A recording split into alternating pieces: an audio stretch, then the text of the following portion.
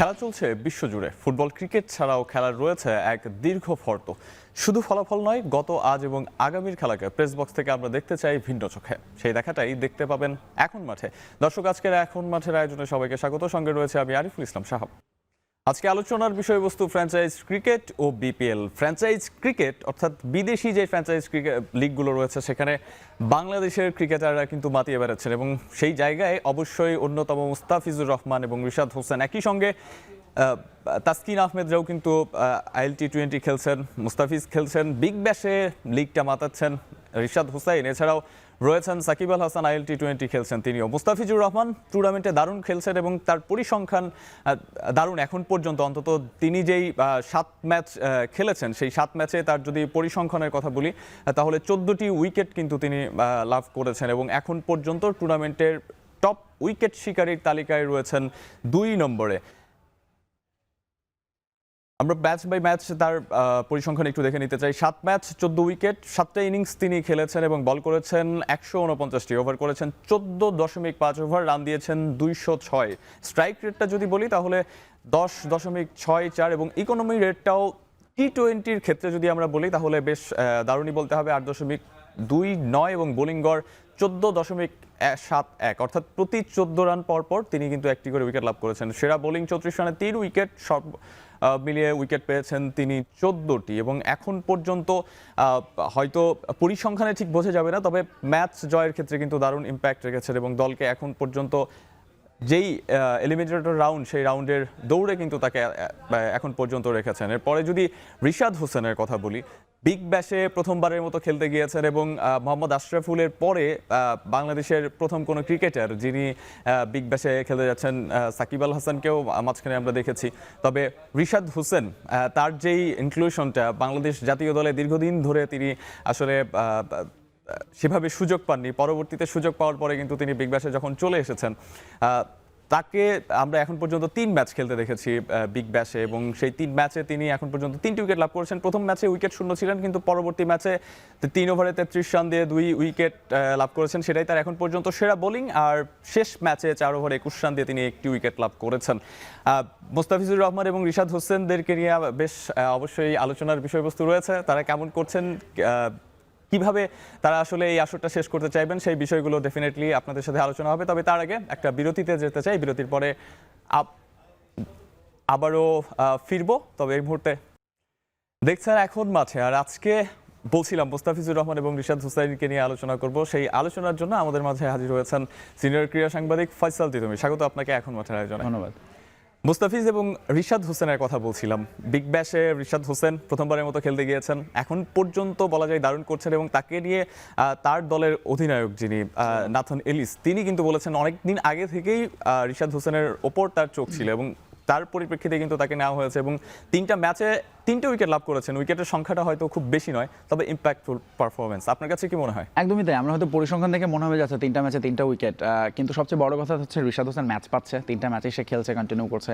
Economy 7 point something, মানে এবং big ব্যাশের মতো প্ল্যাটফর্মে সে পারফর্ম করছে, দলের জন্য কন্ট্রিবিউট করছে, এটা হচ্ছে সবচেয়ে বড় কথা। আর আপনি দেখবেন যে বিপিএল ছাড়া অন্যান্য ফ্র্যাঞ্চাইজি লিগে কিন্তু তারা লেগ স্পিনার একটা একাদশে রাখেই, এবং রিশাদ হোসেনের সে কারণেই ধরুন যে সেখানে যে সে সুযোগ পাবে এটা মোটামুটি অনুমিত ছিল, এবং তিনি সুযোগ পাওয়ার পরে তিনি কীভাবে পারফর্ম করেন সেটা দেখার জন্য। কারণ মুস্তাফিজের অনেক অনুমতি ছিল যে এই উইকেটে মুস্তাফিজ ভালো করবেন, তিনি সাধারণত T20 যেরকম পারফর্ম করেন সেরকমই করছেন, লাস্ট ম্যাচে তো অসাধারণ করেছেন।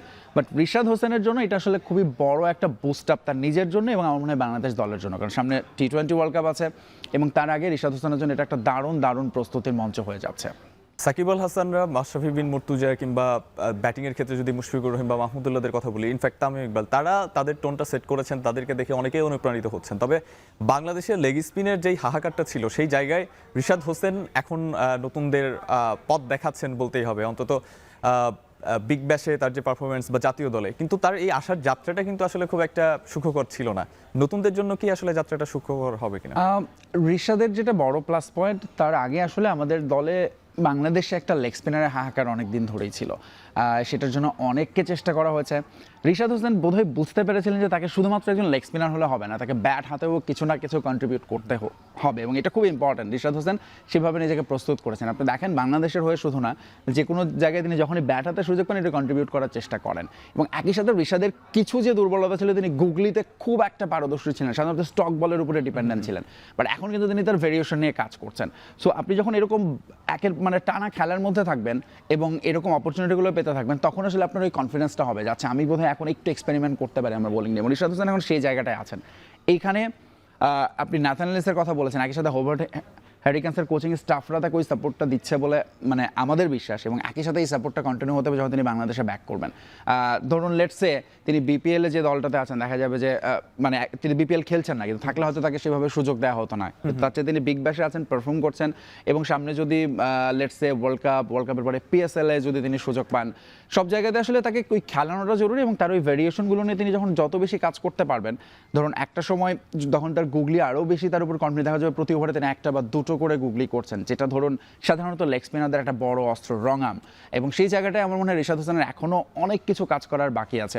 তবে এই মুহূর্তে তিনি যেটাই আছেন, তার স্টক বল এবং তার ব্যাটিং একটা বোনাস আসলে যে কোনো দলের জন্য। সো তার জন্য আসলে এখন যেটা হচ্ছে যে অবশ্যই নতুনরা তো অনুপ্রাণিত হবেই রিশাদকে দেখে, যে আচ্ছা এই লেভেলে যদি এরকম বাংলাদেশের একজন লেগ স্পিনার পারফর্ম করতে পারেন, তার মানে ধরুন এটা অবভিয়াসলি ওই রাস্তাটা খুলে দেবে আরও অনেকের জন্য। আপনি রিশাদ হোসেনের গুগলি বলের কথা বলছিলেন, যে সেই স্টক বলের উপরেই তিনি বেশি ডিপেন্ড করেন। গত ম্যাচে মেলবোর্ন রেনিগেটসের বিপক্ষে তিনি একটি মাত্র উইকেট লাভ করেছেন, এবং 4 ওভারে তার যে 21 রান দিয়েছেন, 1 উইকেটে তিনি লাভ করেছেন। সেই 1 উইকেট কিন্তু আসলে বলা হচ্ছে যে এটা গুগলি বল। হয়তোবা রাশিদ খানদের মতো ঠিক অত শার্প গুগলি তার কাছ থেকে আমরা এখনো দেখতে পারিনি, তবে যাত্রাটা শুরু হয়েছে। সেই যাত্রাটা আসলে শার্পেন করার জন্য কি আরো ভালো কোচ তার দরকার বলে কি মনে হয় আপনার? না, সেটা তো অবভিয়াসলি ধরুন ওই জন্যই বলছিলাম যে বিগ ব্যাশে তার কোচিং স্টাফরা নিশ্চয়ই তাকে সেই জায়গাটায় একটা মানসিক বুস্টার দেবে। এবং অস্ট্রেলিয়ার আসলে leg spinner history is very very মানে খুবই ট্রেডিশনাল, এবং তারা সবসময় অ্যাডাম জ্যাম্পাকে তারা যেভাবে তৈরি করেছে, সো সেই জায়গাটায় সবাই আসলে এটার গুরুত্বটা বলছে। রিশাদ হোসেনের জন্য এটা একটা খুব ভালো প্লাস পয়েন্ট অবশ্যই, কিন্তু বাংলাদেশে আসলে হচ্ছে তাকে ওই স্পেসটা দেয়া যে তুমি তোমার 4 ওভার বল করবে, তোমার দিন খারাপ যেতে পারে। লেগ স্পিনারদের জন্য ধরুন যে তারা ওভারে যেরকম একটা গুগলি করতে পারে, তেমনি ওভারে একটা বা দুটো বল বাজে করতে পারে, এবং কোনো দিন তার খুবই খারাপ যাবে। 4 ওভারে রিশাদ হোসেনের ক্যারিয়ারে আপনি দেখবেন এরকম অনেক আছে, 40 রানও তিনি দিয়ে ফেলেছেন। কিন্তু সেটাতে আসলে বরং ওই সময়টাতেই কোচদের কাজ তাকে তখন মানসিকভাবে আত্মবিশ্বাসী রাখা, যে ইট ওয়াজ আ ব্যাড ডে, কিন্তু তোমার এই জায়গাটায় বোধহয় তুমি আরেকটু কাজ করতে পারো। সো সেই জায়গাগুলো নিয়ে এখন আসলে কাজ করতে হবে রিশাদ হোসেনের জন্য। ধরুন অবশ্যই কোচিংয়ের দিক থেকে ধরুন বাংলাদেশে এখন যে অবস্থায় আছে, এর বাইরে যদি অবভিয়াসলি আলাদা করে কোনো ক্যাম্পের সুযোগ থাকে, বা যদি তিনি একটা ছোটোখাটো সেশনও করতে পারেন, রাশিদ খানের সঙ্গে যদি তিনি আলাদা করে একটু কথা বলতে পারেন, এই এক্সপিরিয়েন্সগুলো আসলে তাকে হেল্প করবে to be a big cricketer. ইউএসএতে আমরা দেখেছি ওই উইকেটে রিশাদ হোসেন বেশ দারুণ বোলিং করেছেন, কারণ পিচ কন্ডিশনটা তাকে অনেক হেল্প করেছে। শ্রীলঙ্কা এবং ইন্ডিয়াতে আসলে ঠিক কতটা হেল্প পাবেন? ইন্ডিয়াতে তো ধরুন প্রথাগতভাবে কিন্তু যেটা হয়, ওয়ার্ল্ড কাপের সময় তো উইকেটটা আসলে আইসিসির ইয়েতে চলে যায়, এবং তারাই আসলে উইকেটটাকে যেরকম করে, সাধারণত আমরা হিস্ট্রি যদি দেখি লাস্ট কয়েকটা বছর ওয়ার্ল্ড কাপের অনেক বেশি স্পোর্টিং উইকেট এবং একটু ব্যাটিং ফ্রেন্ডলি থাকে। তবে বোলারদের জন্য যে একেবারে কিছু থাকে না তা না, এবং প্রথাগতভাবে ইন্ডিয়ান উইকেট এবং শ্রীলঙ্কান উইকেটে আপনার স্পিন ধরবে, একটু স্লো হবে যত সময় গড়াবে, সে জায়গাতে অবভিয়াসলি রিশাদ হোসেনের ভালো করার খুব অপরচুনিটি আছে। বাট রিশাদ হোসেনের যেটা স্ট্রং পয়েন্ট হচ্ছে, তিনি কিন্তু ওরকম খুব বিগ টার্নার না, তার পিচে অনেক বেশি ক্র্যাক দরকার হয় না, তিনি নতুন বলেও কিন্তু অনেক সময় বল করতে পারেন, তাকে বল পুরনো হওয়ার জন্য ওয়েট করতে হয় না। তো আমার মনে হয় ওয়ার্ল্ড কাপে অবশ্যই রিশাদ হোসেনের জন্য ভারত এবং শ্রীলঙ্কার এই কন্ডিশনটা তাকে মানে খুব বেশি অপরিচিত হবে না, বরং তিনি এখান থেকে আরো হেল্পই পাবেন বলে আমার মনে হয়। কিন্তু একই সাথে ওই যে তাকে আসলে ওই স্পেসটা দিতে হবে, এবং বাংলাদেশ টিম ম্যানেজমেন্ট আসলে অনেক বড় কাজ। তারা যেরকম মুস্তাফিজ বা অন্যদের ওয়ার্কলোড নিয়ে কাজ করছে, তাদেরকে প্রস্তুত করছে এখন থেকে, ওয়ার্ল্ড কাপের খুব বেশি বাকি নেই, ফেব্রুয়ারি ফার্স্ট উইকেই, ঠিক একইভাবে আমার মনে হয় রিশাদ হোসেনকে আলাদা করে অবশ্যই কোচিং স্টাফদের এই ভাবনাটা আছে, তাকে নিয়ে আলাদা করে কিভাবে তাকে ঘিরে প্ল্যানিংটা করা, তার 4টা over is going to be very very vital. Big ব্যাশে একমাত্র প্রতিনিধি রিশাদ হোসেন। আমরা প্রত্যাশা করবো হয়তো বা আরও অনেক ক্রিকেটার বিগ ব্যাশ খেলতে যাবেন, তবে এই মুহূর্তে আইএল টি-20 মাথাচ্ছেন তাসকিন আহমেদ, মুস্তাফিজুর রহমানের মতো ক্রিকেটাররা এবং সাকিব আল হাসান ডেফিনেটলি অলসো, এবং তিনি ম্যান অফ দ্য ম্যাচও হয়েছেন the লাস্ট match হয়েছেন। ম্যাচে। সো মুস্তাফিজের কথায় আগে আসতে চাই, এবং মুস্তাফিজকে নিয়ে একটা সময় প্রথমে তো তার ভালো সময় গিয়েছে, তিনি দারুণ করেছেন, ভারতকে সিরিজ হারিয়েছি, দক্ষিণ আফ্রিকাকে সিরিজ হারিয়েছি, তার বোলিংয়ে বলা যায় সৌম্য সরকার সেই ক্ষেত্রে ব্যাটিংয়ে দারুণ করেছেন, হেল্প করেছেন, দারুণ কম্বিনেশন ছিল। তবে মাঝে পরবর্তীতে সময়ে মুস্তাফিজকে নিয়ে যখনই কথা হতো মাঝে মধ্যে একটা ট্যাগলাইন হয়ে গেছিল সোশ্যাল মিডিয়ায়, সেটা হচ্ছে মুস্তাফিজ নেভার কামিং ব্যাক, এরকম একটা কথা। সেই মুস্তাফিজকে আইএল টি-20তে একটু ব্যতিক্রম দেখছেন কিনা? মুস্তাফিজকে আসলে আইএল টি-20তে না, আমার মনে হয় গত কয়েকটা সিরিজ ধরেই মুস্তাফিজকে আমরা দেখছি যে আবারও তিনি তার পিক ফর্মে বোধহয় ফেরত যাচ্ছেন। He is getting his rhythm back. প্রথম কথা হচ্ছে যে তিনি এখন আসলে তার বোলিংয়ের ব্যাপারে মুস্তাফিজ আগে হয়তো তিনি অনেক বেশি ডিপেন্ডেন্ট ছিলেন কাটারের উপর, কিন্তু এখন দেখেন মুস্তাফিজ কিন্তু আবার গতিও বাড়িয়েছেন, 130-এর উপর তিনি এখন রেগুলার বল করছেন, তার স্লোয়ারগুলো অনেক বেশি কার্যকরী এবং কাটার তো আছে, কিন্তু তিনি শুধুমাত্র কাটারের উপর এখন আর ডিপেন্ডেন্ট নন। এবং মুস্তাফিজের কাছ থেকে ধরুন আমরা অনেক বেশি যেটা এক্সপেক্ট শুরুর দিকে দেখতাম, অনেক বেশি ইয়র্কার একেবারে ব্লক হলে বল করতেন, সেটা তিনি এখন খুব কম করেন, কারণ তিনিও বুঝে গেছেন যে ওটা করতে গিয়ে আসলে তাকে অনেক বেশি বাজে বল দিতে হয়, মার খেতে হয়।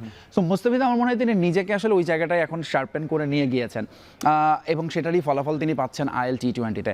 আইএল টি-20তে বা যে কোনো টি-20 ফ্র্যাঞ্চাইজি অনেক বেশি চ্যালেঞ্জিং, বিশেষ করে পেসারদের জন্য, কিন্তু মুস্তাফিজ এই জায়গাগুলোতে এত ভালো মানিয়ে নিয়েছেন, এবং সেটা প্রমাণ আমরা আইপিএল অকশনেও দেখেছি যে তাকে নিয়ে আসলে দলগুলোর আগ্রহ কেন, কারণ মুস্তাফিজ ফুরিয়ে যাননি বা ইজ নেভার কামিং ব্যাক, এই কথাগুলো যে এখন আসলে অনেক বেশি পেছনে পড়ে গেছে সেটা মুস্তাফিজ নিজেকে প্রমাণ করেছেন। মাঝখানে তার ইনজুরির প্রবলেম ছিল, সেটাকে তিনি কাটিয়ে উঠেছেন, এবং যখনই যে জায়গাটায় মুস্তাফিজের সবচেয়ে আরেকটা দিকও হচ্ছে যে এখন কিন্তু টিম ম্যানেজমেন্ট বুঝেছে যে মুস্তাফিজ আসলে সব ফরম্যাটে সব ম্যাচ খেলানো যাবে না। আপনি যদি দেখেন রিসেন্ট সিরিজগুলোতে আমরা পেসারদের ঘুরিয়ে ফিরিয়ে খেলেছি, শরীফুল, মুস্তাফিজ, সাকিব রেস দিয়ে খেলানো হয়েছে। সো মুস্তাফিজের জায়গাটায় আমার মনে হয় যে নিজেকে তিনি এখন মুস্তাফিজ একেবারে আবারও পিক ফর্মে আছেন, এবং তার সামনে আইপিএলে প্রবাবলি এবং ওয়ার্ল্ড কাপে এই দুটো জায়গাতেই আসলে আমরা মুস্তাফিজকে আরেকবার হয়তো তিনি বিশ্বকে যেভাবে এই ম্যাচে তিনি পারফর্ম করেছেন, এটা আসলে আমার মনে হয় একটা স্টেটমেন্ট যে হিজ মানে সামনে তিনি ব্যাটসম্যানদের জন্য আরো বেশি থ্রেট হতে যাচ্ছেন। আপনি বলছিলেন যে মুস্তাফিজ তার সেরা ফর্মে আসতে যাচ্ছে, তার সেরা ফর্ম ছাড়িয়েও আরও বেটার করবেন, কারণ সামনে টি-20 ওয়ার্ল্ড কাপ। মুস্তাফিজের কথায় বা মুস্তাফিজের প্রসঙ্গে বা আলোচনায় আবারও আসবো। তবে আজকে আলোচনার বিষয়বস্তু ফ্র্যাঞ্চাইজ ক্রিকেট এবং বিপিএল, আর এই বিষয়বস্তু নিয়ে আলোচনা করার জন্য আমাদের সঙ্গে রয়েছেন ফয়সাল তিতুমির। আলোচনা করছিলাম মুস্তাফিজকে নিয়ে, এবং কথা হচ্ছিল যে, এবং হেডলাইনটা আসলে ঘুরছেই অনেক বেশি, এই জন্যই আসলে প্রশ্ন করা যে Mustafiz never come back, but Mustafiz is back, এবং হোপফুল আমরা যে সামনে যে টি-20 ওয়ার্ল্ড কাপ সেখানে মুস্তাফিজ হয়তো ভালো করবেন। তবে একটা কনসার্নের জায়গাও আছে, কারণ যেই জায়গায় আসলে বিশ্বকাপ খেলাটা ভারতে, সেখানে অনেকগুলো দলের সাথে তিনি খেলেছেন, তার যেরকম স্ট্রং জোন আছে, একই সঙ্গে প্রতিপক্ষ তাকে বেশ ভালোভাবে চেনে, সেটা আসলে মুস্তাফিজের জন্য চ্যালেঞ্জিং হবে কিনা বিশ্বকাপে পারফর্ম করতে? এইটা তো আসলে এখন অস্বীকার করার উপায় নেই। মডার্ন ক্রিকেটে মানে এই জায়গাটায় এখন এমন একটা জায়গায় চলে গেছে, ধরুন প্রতিপক্ষের অপোনেন্টের দুর্বলতা কোন জায়গাটায় তিনি বেশি বল করেন, স্ট্যাটিস্টিক্স, পরিসংখ্যান, অ্যালগোরিদম, এগুলো এত সহজ হয়ে গেছে এখন বের করা, ফলে প্রতি মুহূর্তে ক্রিকেটারদের আসলে ওই জায়গাটাতে নিজেদেরকে ইভলভ করতে হয়, নতুন নতুন অস্ত্র যোগ করতে হয়, এবং পেস বোলারদের ক্ষেত্রে এই যে সুযোগটা অনেক বেশি। তারা যেরকম মুস্তাফিজকে নিয়ে ধরুন পড়াশোনা করে নামতে পারে, মুস্তাফিজের পক্ষেও কিন্তু এটা সম্ভব, তাকে ওই দল ওই সাপোর্টটা দেবে, যাচ্ছে তোমার এই অপোনেন্টের এই ব্যাটসম্যান কিন্তু এই বলটাতে ভালো খেলেছো, তুমি এই বলটা ওকে করবা না, এর আগে কোন কোন বলে তুমি উইকেট পাইছো সেটাতে ফোকাস করো। সো এই জিনিসটা আসলে এখন আপনাকে অ্যাকসেপ্ট করে নিয়ে সামনে এগোতে হবে। এখন ধরুন মুস্তাফিজ আইপিএলে যখন টানা খেলা শুরু করলেন, ফার্স্ট সিজনে তিনি যেরকম একটা ওয়ান্ডার বয় পারফরমেন্স দিলেন, পরের সিজনে কিন্তু তিনি প্রায় হারিয়ে গেলেন আইপিএল থেকে। বাট দেখুন মুস্তাফিজ এখন আবার আইপিএলে ফেরত এসেছেন, কারণ তিনিও আসলে নিজেকে ওই জায়গাটায় তৈরি করেছেন, প্রস্তুত করেছেন, নিজেকে সময় নিয়ে আরও ধারালো করেছেন। ফলে অবভিয়াসলি মুস্তাফিজকে ধরুন এখন সবাই জানে, কিন্তু তারপরও মুস্তাফিজের সঙ্গে টি-20তে অ্যাট এনি ডে ধরুন যে কোনো দল মুস্তাফিজকে আসলে টি-20তে অ্যাটলিস্ট পেতে চাবে তার ডেথ ওভার বোলিংয়ের জন্য, কারণ ওই সময়টা মুস্তাফিজ খুবই খুবই লিথাল। একজন ব্যাটসম্যানের জন্য প্রেডিক্ট করা ইজ ভেরি ডিফিকাল্ট যে মুস্তাফিজ একই রকম অ্যাকশনে একই রকম দৌড়ে এসে তিনি স্লোয়ার করছেন না কাটার মারছেন নাকি ইয়র্কার করবেন। ফলে আমার মনে হয় যে মুস্তাফিজের ওই জায়গাটাতে তো একটা, আমার মনে হয় এটা খুব একটা কনসার্নের বিষয়, বরং তিনিও আসলে এটা বরং এনজয় করেন, এবং মুস্তাফিজের যেটা সবচেয়ে বড় সুবিধা, তিনি আসলে বাইরের কিছু নিয়ে এত কিছু ভাবেন না, তিনি তার কাজটা চুপচাপ ঠিকঠাক মতো করে যান। উইকেট পাওয়ার পর তো সেলিব্রেশনও দেখবেন না খুব আহামরি, কারণ তিনি তিনি আসলে সবসময় নিজের কাজেই ফোকাস থাকেন এবং এটা খুব ইম্পর্ট্যান্ট ক্রিকেটারদের জন্য। এবং এখন এই সময় এসে সোশ্যাল মিডিয়ার এত প্রভাব, সেখানেও কিন্তু মুস্তাফিজ খুব বেশি সরব না বলে আমার মনে হয়। তার বয়সভিত্তিক দলের অধিনায়ক মেহেদী হাসান মিরাজ তিনি বলছিলেন যে কোনো একটা দলের সাথে খেলা হচ্ছিল, খেলা শেষ হওয়ার পরে তিনি জিজ্ঞাসা করেছেন যে আসলে দলটার নাম কি, কাদের সঙ্গে খেললাম। কাদের সঙ্গে খেললাম। তো এরকম আরেকজন মানুষ আছে, তিনি হচ্ছেন সাকিব আল হাসান, আইপিএল এর নিয়মিত মুখ, কিন্তু তাকে এবার আইপিএল এ তিনি কোনো দল পাননি। বিষয়টা সারপ্রাইজিং কিনা আপনার কাছে? না, করছেন খুব বেশি সারপ্রাইজিং না। আইএল টি-20 যে খুব পারফর্ম করছেন বলা যাবে না, বরং এই ম্যাচে এসে সাকিব অনেকদিন পর একটা ম্যান অফ দ্য ম্যাচ হয়েছেন, ভালো পারফর্ম করেছেন। আগের ম্যাচগুলোতে তিনি ধরুন তাকে এরকমও হয়েছে ব্যাট করতে নামিয়ে দিয়ে আবার উঠিয়ে নিয়েছে টিম রিটায়ার্ড হার্ট করে, বিকজ সাকিব ব্যাট হাতে ওই রকম রিদমে নেই। বল হাতেও তার পুরো 4 ওভার বল তিনি খুবই কম করছিলেন। এবং সাকিবের আসলে এইবারের আইপিএল এ না থাকা মানে হচ্ছে আমরা ধরে নিতে পারি তার আইপিএল ক্যারিয়ার আসলে শেষ। আইপিএল এ আমরা সাকিব আল হাসানকে আর মনে হয় না কখনোই দেখব। সেক্ষেত্রে মুস্তাফিজ এবার একমাত্র প্রতিনিধি বাংলাদেশ দলের। আপনার কাছে কি মনে হয় যে বা কাউকে মিস করবেন বাংলাদেশের কোনো ক্রিকেটারকে যাকে আপনি আইপিএলে দেখতে চান এবার? মুস্তাফিজ আর রিশাদ হোসেনকে আমি খুবই সারপ্রাইজ হয়েছি, বরং রিশাদের নামটা আইপিএল অকশন তালিকায় না ওঠার কারণে। তাসকিনেরটা উঠেছিল, কিন্তু তাসকিন যে এখন ধরুন তিনি যখন তার পিক ফর্মে ছিলেন, গত সিজনে তাকে আইপিএল দলগুলো পেতে ছিলেন, তখন বিসিবি থেকে তিনি এনওসি নিয়ে জটিলতায় পড়েছিলেন। কিন্তু এবার আসলে তাসকিনকে যে নেবেন এটা মোটামুটি অনুমিত ছিল। বাকি মানে আমাদের যেটা খুব দেখেন 7 জনের লিস্টের মধ্যে আমাদের সবাই হচ্ছে পেস বোলার। রাকিবুল শুধুমাত্র এবং রিশাদ শুধুমাত্র ছিলেন স্পিন বোলার, 5 জনই পেসার গিয়েছেন।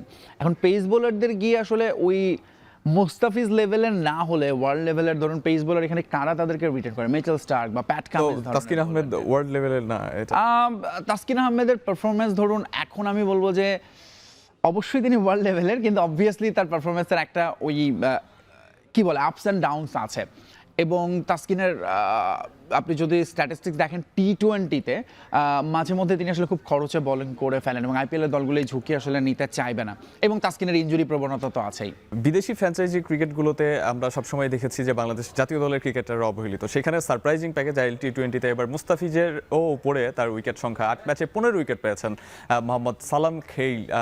তার কথা যদি বলি, তিনি আফগানিস্তানে হয়ে জাতীয় দলের হয়ে মাত্র একটা টেস্ট ম্যাচ খেলেছেন, কোনো ওয়ানডে বা টি-20 খেলেননি। 8 ম্যাচে 8 ইনিংসে বল করেছেন 189, 31 ওভার 3 বল করেছেন, 236 রান দিয়েছেন, স্ট্রাইক রেট 12.60, ইকোনমিনেট 7.49। মুস্তাফিজের চেয়ে বেটার বোলিং গড় 15.73 এবং সেরা বোলিং 29 রানে 4 উইকেট। সর্বমোট 15টি উইকেট পেয়ে এখন পর্যন্ত তিনি top leading wicket taker IL টি-20-তে।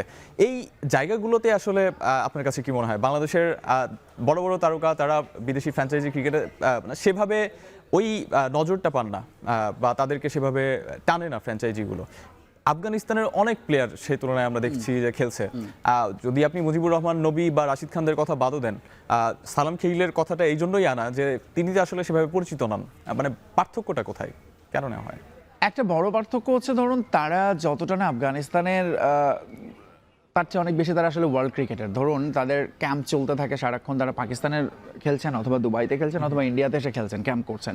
ফলে এই ক্রিকেটারদের আসলে অপরচুনিটিগুলো ওইভাবেই তৈরি হয়ে যায়। এবং তাদের একটা বড় বেসিক পার্থক্য আমার মনে হয় মানসিকতায়। ধরুন আমাদের মধ্যে আমার কেন জানি মনে হয় যে আমরা আসলে জাতিগতভাবে খুব মিডিওকার থাকতে পছন্দ করি। একটু বোলিং একটু ব্যাটিং পারলে আমরা খুব খুশি হয়ে যাই, একটু পারফরমেন্স মাঝে মধ্যে একটা জয়। কিন্তু ওদের মধ্যে সবসময় নিজেদেরকে ছাড়িয়ে যাওয়ার একটা টেন্ডেন্সি বা প্রবণতা আছে।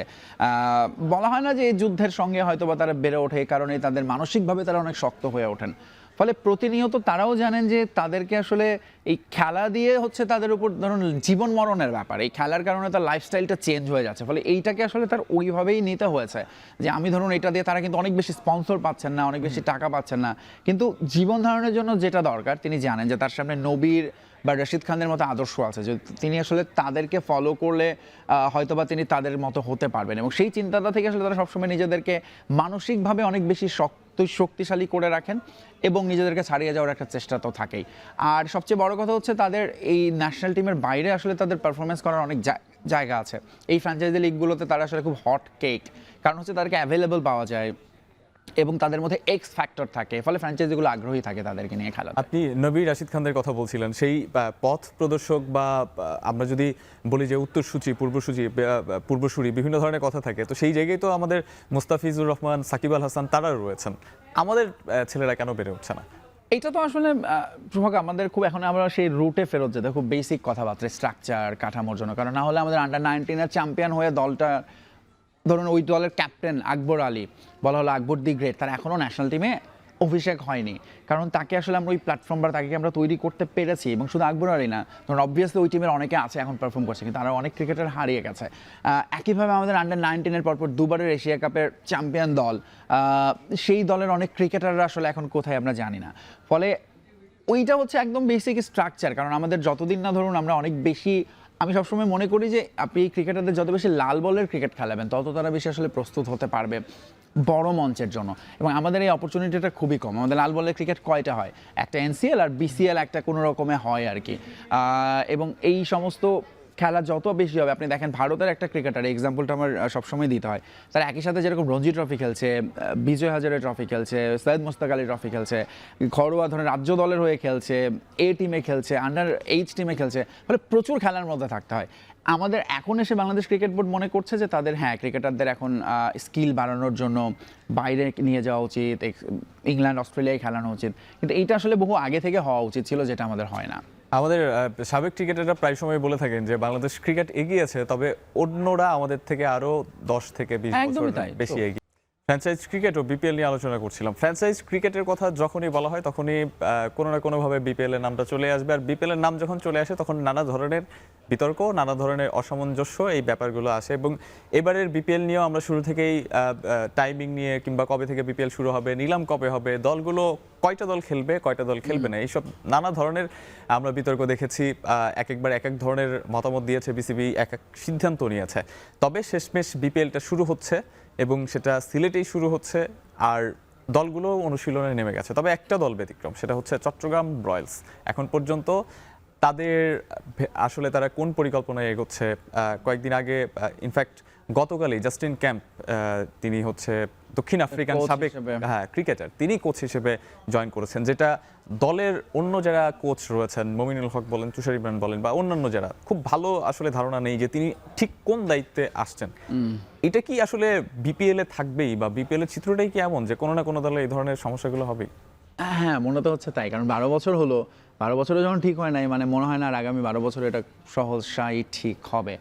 আর চট্টগ্রাম ব্যতিক্রম বললেন, এটা আসলে শুরু থেকেই কিন্তু ব্যতিক্রম এই দলটাকে নিয়ে অনেক একদম শেষ দিন পর্যন্ত কানা ঘষা যাচ্ছে তারা শেষ পর্যন্ত থাকবে কিনা, এবং তাদের অকশনে বা তারা যেভাবে নিলামে তারা প্লেয়ার কিনেছে সেটা নিয়ে অনেক কানাঘুষা চলছে এখনও।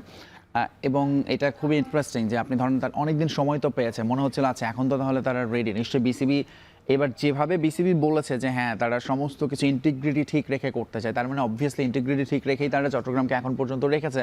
কিন্তু সেই চট্টগ্রামের এখনো পর্যন্ত যদি এরকম থাকে, ধরুন তাদের কিন্তু প্রথম দিনেই ম্যাচ আছে, এবং তাদের আসলে আজকে যেরকম প্র্যাকটিস ম্যাচ খেলছে রংপুর এবং রাজশাহী, সো সেই জায়গাটাই খুব ইন্টারেস্টিং যে চট্টগ্রামের এখনও আমরা আসলে জানি না, তাদের কোনো কিছু আমরা দেখিনি। এইটা তো একটু ফিশি, একটু তো চিন্তার শঙ্কার দেয়। এবং ওই কথাটার সঙ্গে মানে আপনার ওই কথাটাই আমাকে রিপিট করতে হয় যে হ্যাঁ বিপিএল মানে অনেক সময় Bangladesh premier league, Bangladesh problem league বলা হয়, এবং এই ধরনের প্রবলেম বা বিতর্ক আসলে সবসময় বোধহয় চলতেই থাকবে বিপিএল ঘিরে। আইপিএলে আমরা সবসময় দেখেছি সবগুলো দল, আপনি যদি নিলামের কথা বলেন তাহলে মানে মূল নিলামের আগেও কয়েকটা মিনি নিলাম হয়, যেখান থেকে তারা কিভাবে দল গোছাবে, কাকে কাকে নেবে, অল্টারনেটিভ চালু করা হয়, বা অল্টারনেটিভ সেই প্রক্রিয়াটা, অনুশীলনটা তারা করে, যাতে করে ফাইনাল নিলামে গিয়ে সেখান থেকে তারা তাদের পছন্দ মতো প্লেয়ার বাছাই করতে পারে, খুব যেন বড় ব্লান্টার না হয়। এখানে এই যে তাড়াহুড়ো করে আসা, বা ফ্র্যাঞ্চাইজিগুলো হুটহাট করে একবার এক এক ফ্র্যাঞ্চাইজি আসছে, নোয়াখালী এক্সপ্রেস আসছে, তারা ক্রিকেটার্স একাডেমি মাঠে অনুশীলন করছে, আমরা রংপুর রাইডার্স তাদের মাঠে অনুশীলন করছে, রাজশাহী ওয়ারিয়র্স অনুশীলন করছে, বাকি দলগুলো আসলে সেভাবে খুব একটা যে অ্যাক্টিভিটিস সেই জায়গাগুলো দেখা যাচ্ছে না। মানে এটাই কি আসলে বিপিএল এর মানটা অনেক নিচের দিকে নিয়ে যায় কিনা? বিপিএল এর মান তো আসলে অনেক কারণে নিচের দিকে নেমে যায়, ধরুন একটা ব্র্যান্ডিং একটা বড় ব্যাপার, এবং বিপিএল এর ব্র্যান্ডিংটাই হয়ে গেছে যে বিপিএল এ আসলে দেনা পাওনা নিয়ে একটা ইস্যু তৈরি হয়। বিপিএল এর ব্র্যান্ডিং হচ্ছে যে বিপিএল এর production quality is not up to the mark. এই জিনিসগুলোর সঙ্গে আপনি এবার আসেন, এগুলো তো একেবারে বেসিক। যখন বিপিএল শুরু করা হয়েছিল তখনই বলা হয়েছিল, লক্ষ্যই ছিল যে ফ্র্যাঞ্চাইজিগুলোকে দেওয়া হচ্ছে বা হোম অ্যান্ড অ্যাওয়ে ভিত্তিতে বিপিএল হবে, যেটা আজ পর্যন্ত হয়নি। প্রত্যেকটা ফ্র্যাঞ্চাইজির নিজস্ব কোনো একাডেমি বা নিজস্ব মাঠ কোনো কিছুই নেই, এবং সেটা নিয়ে তারা বোদারও না। একমাত্র রংপুর রাইডার্সই আপনি দেখবেন যে তারা একটা প্রপার ফ্যাসিলিটিস করতে পেরেছে, বাকিদের কারো কিন্তু আর সেটা। এবং বিপিএল এর ধরুন সবচেয়ে আপনার একটা অঞ্চলকে আপনি যখন প্রতিনিধিত্ব করবেন, সেই অঞ্চলের ক্রিকেট বা সেই অঞ্চলের ক্রিকেটারদের নিয়ে আসলে আপনার কন্ট্রিবিউশনটা কি, বেশিরভাগ সময় কিছুই থাকে না এই ফ্র্যাঞ্চাইজিগুলোর। এবং তারা আসেই ধরুন যে ওই একটা সিজনের জন্য মনে হয় চিন্তা করে আসে। এবার যদিও বলা হচ্ছে 5 সিজন, সো লেটস সি যে এবার থেকে যদি পরিবর্তনের ধারাটা শুরু হয়, এই সিজনটা যদি বিপিএল হয়ে যাক, তারপর একটা বছরে আসলে ফ্র্যাঞ্চাইজিগুলোর কার্যক্রম কি থাকে তার উপর ডিপেন্ড করবে নেক্সট সিজনে আসলে কি হতে যাচ্ছে। হ্যাঁ, এটা কি ওই যে বরাবরই এরকম যেই কথাগুলো বলা হয় যে আমরা পরবর্তী টুর্নামেন্টে ভালো করার, হ্যাঁ, আমরা আগামী বিশ্বকাপের জন্য প্রস্তুত হচ্ছি, আমরা আগামী বিপিএল এর জন্য প্রস্তুত হচ্ছি। That's it. এবার বিপিএলেও 26 তারিখে উদ্বোধনী অনুষ্ঠান হবে, এবং এখন পর্যন্ত ইনফ্যাক্ট আমরা যখন এনসিএল টি20টা হয়েছে সেই সময় যেই প্রচারণা বিসিবির কাছ থেকে অন্তত আমরা দেখেছি, সেই জায়গাটায় আসলে কোনো ঘাটতি দেখছেন কিনা? বিপিএল এর মতো একটা টুর্নামেন্ট যেটা বাংলাদেশ বলা হচ্ছে যে বা বলা হয় যে বাংলাদেশের অন্যতম সেরা টুর্নামেন্ট, সেই টুর্নামেন্টের প্রচারণায় এত ঘাটতি কেন? আমি কিন্তু এটাতে পার্সোনালি হ্যাপি। প্রচারণা বা ধরুন এই উদ্বোধনী অনুষ্ঠান এগুলো করতে গিয়ে আমাদের মূল ফোকাসটা সরে যায়। আমরা আসলে খেলাতে কি হচ্ছে, খেলার মান নিয়ে কি হচ্ছে সেটা নিয়ে খুব কমই কনসার্ন থাকি। হ্যাঁ, একটা উদ্বোধনী অনুষ্ঠান বিসিবি যে করছে না, এই ডিসিশনটা আমার কাছে মনে হচ্ছে ওয়াইজ ডিসিশন। তারা প্রথমে ডিসিশন নিয়েছিল ঢাকায় মিরপুর একটা উদ্বোধনী অনুষ্ঠান করবে, সেটা থেকে তারা সরে এসেছে। ম্যাচের দিন, ম্যাচের আগে হয়তো একটু কিছু একটা আনুষ্ঠানিকতা ওখানে ছোট করে করা হবে বলে আমার মনে হয়। এটা হচ্ছে একটা দিক। আরেকটা হচ্ছে আপনি যেটা বললেন যে অন্যান্য প্রচারণার কথায় যদি এবারে আসি, একটা জিনিস কিন্তু সিলেটে বা ঢাকার বাইরে যখন খেলা হবে প্রচারণা খুব বেশি আসলে লাগে না, কারণ ঢাকার বাইরে ক্রিকেটাররা খুব একটা ক্রিকেট দেখতে পারেন না, এবং সেখানে একসাথে ন্যাশনাল এবং ইন্টারন্যাশনাল ক্রিকেটারদের তারা দেখবেন। উদ্বোধনী ম্যাচের টিকিট অলমোস্ট শেষ হয়ে গেছে বলে বিসিবি জানিয়েছে। ফলে তার মানে হচ্ছে যে ওই প্রচারণা না থাকলেও মানুষের আগ্রহটা আছে, এবং এটা সবচেয়ে ইম্পর্টেন্ট। এখন প্রচারণার জায়গাটা আমি বরং ফোকাস দিতে চাই ফ্র্যাঞ্চাইজিগুলোর উপরে। তারা আসলে নিজেদের ব্র্যান্ডিংটাকে ওইভাবে করছে কিনা। যেরকম আপনি দেখেন, লেটস সে এখন তো আপনার ধরুন টিভি বা অনেক মেইন স্ট্রিম মিডিয়ার বাইরেও সোশ্যাল মিডিয়া, ধরুন আইপিএল এর সময় আপনি সবচেয়ে বেশি খবর পাচ্ছেন কোথায়? তাদের সোশ্যাল মিডিয়া হ্যান্ডেলগুলো থেকে, ইনস্টা, ফেসবুক, টুইটার। কিন্তু বাংলাদেশের আসলে বিপিএল এর এখন পর্যন্ত কোনো প্রপার ওয়েবসাইট নেই, যেটা খুবই খুবই দুঃখজনক। আপনি স্কোর কোথায় দেখবেন? ওই অন্য কোনো ওয়েবসাইটে গিয়ে দেখতে হবে, বা নানান রকম ইনফরমেশনগুলো, যেটা আসলে একটা প্রপার ওয়েবসাইট থাকা খুব জরুরি ছিল। একটা অ্যাপ থাকতে পারতো, এবং একই সঙ্গে দলগুলো তাদের নিজেদের আসলে সোশ্যাল মিডিয়ায় অনেক কিছু করার সুযোগ আছে, যেটা আমার মনে হয় তারা করছে না। হ্যাঁ, সুযোগগুলো আসলে অবশ্যই কাজে লাগাতে হবে। কথা হচ্ছিল ফ্র্যাঞ্চাইজ ক্রিকেট ও বিপিএল নিয়ে। আর বিপিএল নিয়ে যখন কথা হয় তখন বিপিএল এ বেশ কিছু ভালো ফ্র্যাঞ্চাইজও আমরা দেখেছি, কুমিল্লা ভিক্টোরিয়ান্স কিংবা বরিশাল, ফরচুন বরিশালের মতো টিমগুলোকে।